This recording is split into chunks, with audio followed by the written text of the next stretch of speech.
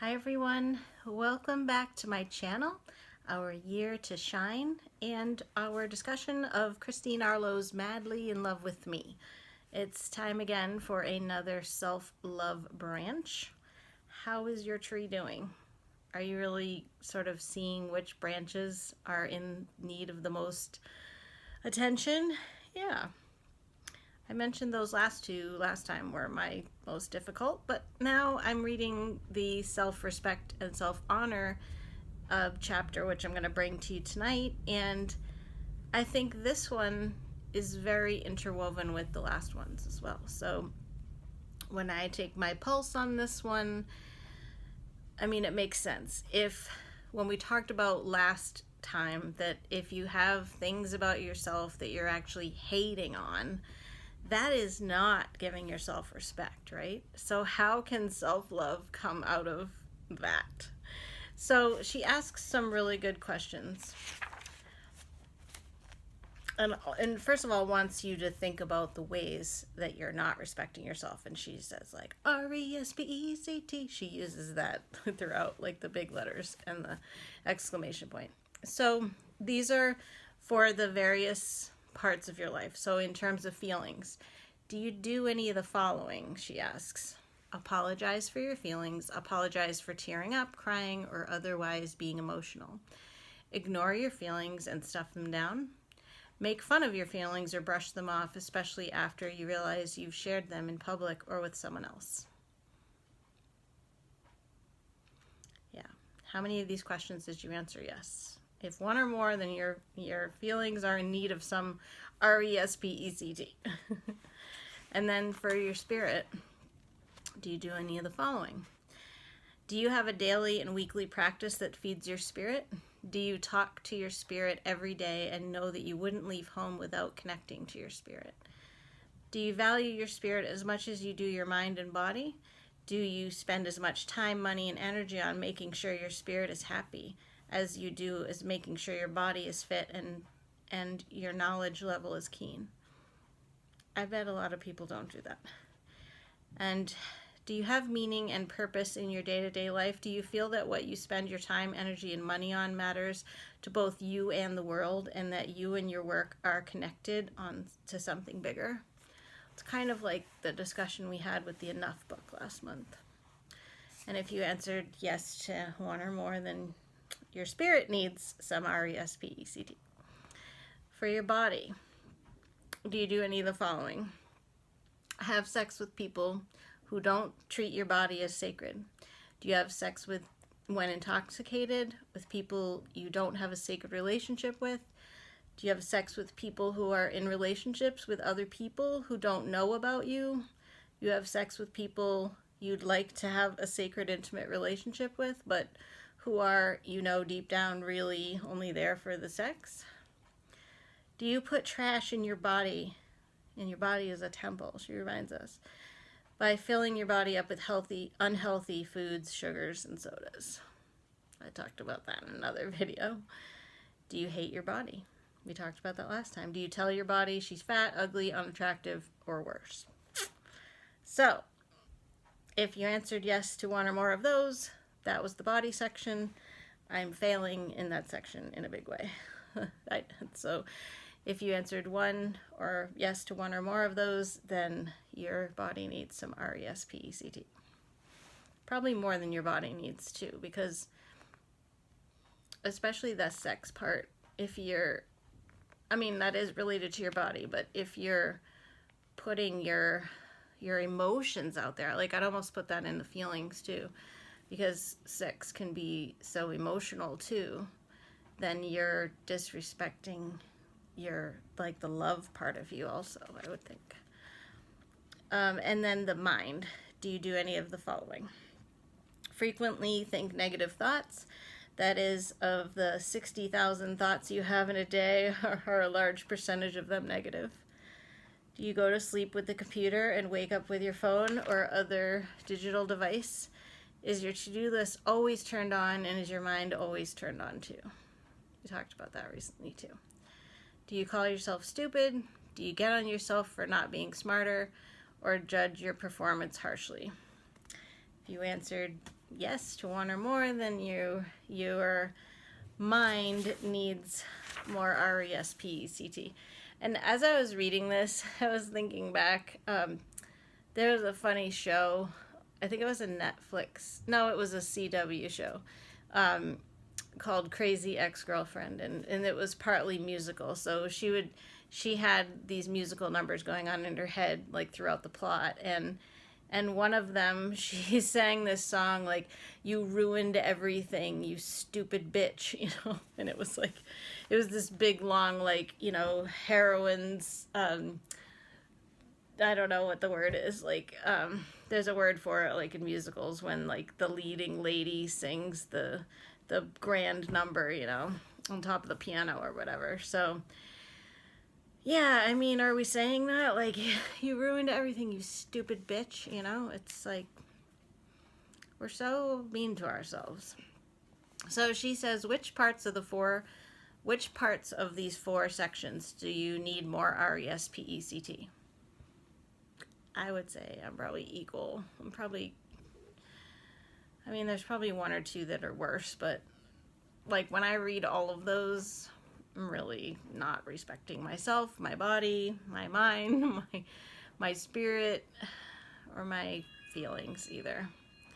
So wherever 1 or more of your answers indicates that yes, you do need more respect, the self-love medicine is sacred healing, and you are just the person to give it to yourself with the help of some of her projects here, like the me art.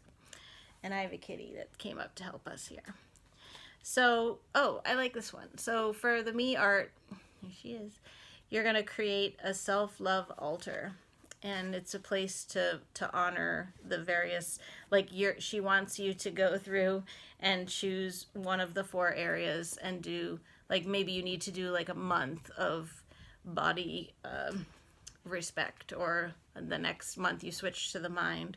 So she wants you to start with 1, and I don't know, I was kind of thinking, for me, I could just do with having a respect, like a love altar, just for remembering that I need to respect myself in all ways. She wants attention. Okay, so that's the altar. And then remember we talked about writing a letter to yourself where you were forgiving yourself and really doing that on a deep level. She also has making an I'm sorry card for yourself. Say you're sorry and make a sacred vow to that part of you. Like, just say that you're sorry. Let the love rip, she says. And stand up for your sacredness. Require respect in all your relationships. And I remember at the beginning of this book, she was telling us, she was asking us questions. Sorry, I'm getting distracted by my kitty, Annabelle. She always wants to make a statement. About how when you do love yourself more, that it would affect your relationships too, because you wouldn't stand for subpar treatment. So we're getting into that here as well. So requiring respect from all your relationships. And, she talked about a fight that she was having with a family member. So it wasn't like a romantic relationship or anything, but I really liked how she handled it, because the person was, it's not right here, but the person that she was having a fight with was just like incredibly, saying horrible things. And instead of fighting back, what Christine did was she said, "Stop. I refuse to speak to you I refuse to have this discussion until you can treat me with respect or speak to me with respect." I don't have it right in front of me. But it was, and she said, like, the family member just was so taken aback and, like, didn't know what to say to that. And it ended the conflict. I'm sure that they had to have that conversation later, but it was like, wow, you wouldn't expect that. Like, you're spouting off the anger, and you or if you're receiving the anger, you might either just like withdraw, or you stop, or you might react in anger of your own, or sick your cat on them. Okay. So yeah, she says things like, Take a stand for yourself. And say these words out loud. I take a stand for myself. I take a stand for myself. I take a stand for myself. Notice how taking a stand for yourself feels in your body. Notice your posture shifting as you move into respect for yourself. I don't feel like I let people walk all over me. I feel like I'm fairly upfront, but I don't do well in relationships. I've said that before because I'm just always so afraid that the person's not going to love me or is going to leave me, so I might not be as upfront with my feelings, or if I am and then I feel rejected or maybe not respected or important, then I withdraw. It's not a good pattern. So there's a couple of more exercises that you can do. Okay, and then demanding respect without apology. This is a daring act of love. Next time you have an interaction with a person who does not meet your requirement for respect and honor, take out your permission slip and recite the words from it. Respect and unconditional love are not upgrades. They are mandatory. Yeah, I didn't read that part of this, but she was saying about some women who were so used to dating men that just didn't treat them with much respect or regard, and that they just sort of thought that that was the way it was. And when she started working on this self-love journey, she was surprised that it wasn't, I don't think that was her experience, where she really had pretty much had good boundaries in the relationships and stuff. But she did say, you know, like, respect and unconditional love, that's not like, it's not an upgrade. Like, that's what you should be expecting. So it's not like it's a major accomplishment when somebody gives you respect or unconditional love. Like, those should be the standard. But so many people accept less than that. So that is a pretty novel thought. So if you want to be in a relationship with me, I need you to respect and honor me. That's a statement she has. You may be shaking in your boots as you get those words out of your mouth, and likely the person you're saying them to will be shocked. But damn, you will be proud of yourself when you're finished. Nothing like standing up for yourself to get the heart racing, full of love for yourself. I don't know if I could say that. If you want to be in a relationship with me, I need you to respect and honor me. I feel like that would be something that I don't know. I don't know if I could say that. I'd have to feel really safe in the relationship, because I feel like if I said that, I don't know how a guy would react to that. I'd probably be too afraid to say that. But I'd love to get to the point someday where I would realize that unconditional love and respect are not upgrades, and they should be the standard. So this is where she talks about the fight with the family member. Yeah, I refuse to engage with you until you can be respectful. Those were her words that I was trying to remember. And then reflect on your sacredness. So we talked about the spirit part that you're probably neglecting. And respect and honor others as well. Oh, and I like this, because last year, I think it must have been the year before, because last year we were kind of like in lockdown during Easter time, but the year before I ran into somebody, and on Ash Wednesday people have the ashes on their forehead, so the person I was with was saying, like, just making conversation, like, oh, what did you give up for Lent and stuff, and the woman said, I gave up gossiping. And I thought, wow, that's pretty, that's a pretty interesting one to admit, because you don't necessarily want to say, like, I'm a gossip or anything. But Christine has a daring act of love to give up gossip and name calling for good.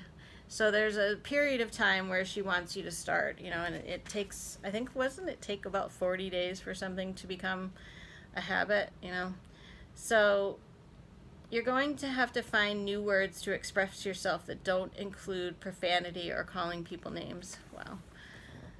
I'm sort of laughing in my head about that, because I just, in my complex here, just within the last 2 hours, I was swearing so much. And I actually, sometimes I speak to myself, like when I'm in the car, and because I was just so frustrated about things like, people leaving garbage around, or like walking out of my door and like there's kids that live next door to me, they're freaking screaming all the time, so I just realized that I was like swearing about all these things. So again, my anger comes out sometimes. So I guess, that's a part of gossiping. I mean, with yourself almost, where you're name calling, you're putting somebody down just because they have screaming kids. I'm sure a lot of people do. I don't want to live next to them. Gossiping is saying anything about someone else that you wouldn't say if he or she were here in the room. Yeah, I don't think I would say to those parents, like, your kids sound like brats. Like, I wouldn't say that. But honestly, when I was walking in the door, I was saying all these expletives about how annoyed I was because they leave their toys like out, like as I'm walking down the stairs, there's like toys out. So I need to chill more. I think this gossip one would be good. This includes people that you know personally and those that you don't. In your 40-day inner mean girl cleanse, this must be something that she has on her website. We offer through the Inner Mean Girls Reform School. Yeah, giving up gossiping has proven to be one of the biggest challenges women face. But here's the truth. You dishonor yourself by gossiping about others because it's a reflection of your disrespect for yourself. All right. So go ahead, I dare you. Give up gossip for a day or week to start, and then you can make it a lifetime and watch what happens. So I've been thinking about a few things, and this just reminded me from what we were talking about on the last video, where it was like if you hate a certain part of your body, then you're going to attract that to you. So it's kind of like this. If you are disrespecting yourself, or you're disrespecting others in your mind, and they don't even know you're thinking it or whatever, but it's a reflection of your disrespect for yourself. But I was thinking about, like, when I mentioned like the cellulite or whatever, if you hated that, and I couldn't think of an example, but if you really hate your body or something like that, then you probably will attract somebody that's going to be a jerk about it, or is going to make you feel even more insecure about it. Like, you would hope that you'd meet someone that would fix it and like be the end all be all of like, well, wow, they think I'm beautiful, so I must be beautiful.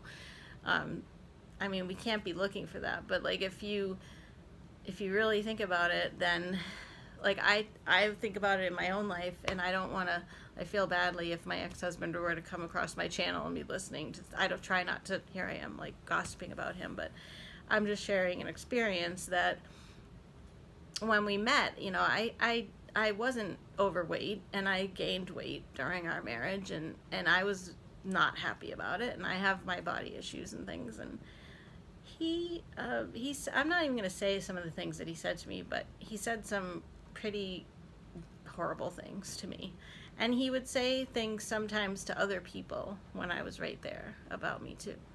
So it was very degrading, it was very disrespectful, and I didn't stand up for it. I mean, ultimately I left, so, I'm not in that relationship anymore, but I don't think I made a good choice by choosing somebody that didn't ultimately treat me with respect.